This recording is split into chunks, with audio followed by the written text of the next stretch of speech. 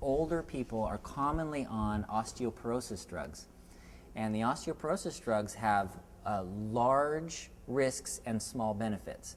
And you can stop those without any problems. That doesn't cause any problem to stop them. So immediately, those are gone.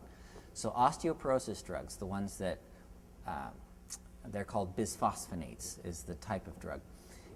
You can immediately take vitamin D3, 2,000 units a day, and that allows your body to absorb more calcium and magnesium and actually deposit more on the bone.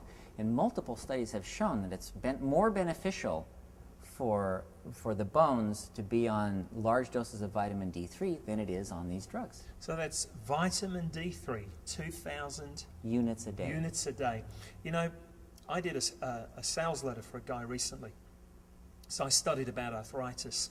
In America alone today, forget Australia, forget New Zealand, forget Europe, forget China. In America alone, there are 46 million people suffering from arthritis. Very common. And what you've just said is absolutely staggering, that for osteoarthritis, the drugs that they're taking have minimal benefits and pretty horrendous side effects, and they can basically ditch them. What things besides vitamin D can they make?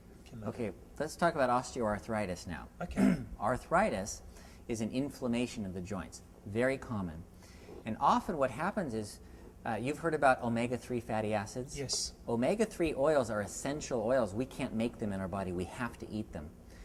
But there's also something called omega-6, which also we have to eat. And normally that should be in a 6-to-1 ratio, but in America it's 30-to-1. Whoa. Why is that important? For exactly what you said. The omega-6 is made into inflammatory mediators, the chemicals that cause inflammation in the body. Omega-3, the stuff we have a little of, is made into the anti-inflammatory or the inflammation suppressing chemicals in our body.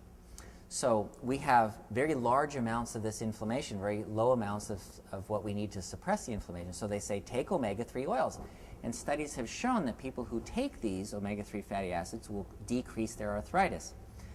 The other option, though, is if you decrease the omega-6, you don't eat as much oils, fried foods, especially vegetable oils, but also fats and meats. You can actually decrease the amount of inflammation that you produce in the first place. And so you bring that back into balance, and arthritis can disappear. So you're taking away, on the one hand, you're cutting out the fatty foods, the hamburgers and the fried everything. You know, I went to Texas a couple of years ago. I nearly died, man.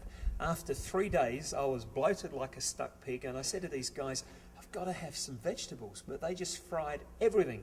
Even the vegetables they did give us, they were like these emaciated bean things that had been fried for a millennium at least. I mean, forgive me if you're from Texas, but God forbid that I would ever have to eat that stuff again as long as I live.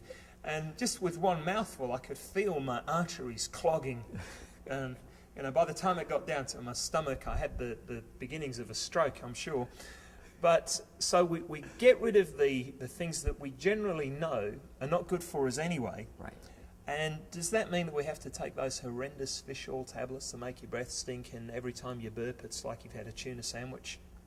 You don't have to. There are other ways to get omega-3 oils.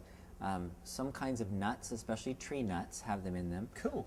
Flaxseed, if you like seeds. Nuts. Oh, I thought you were going to say flaxseed oil.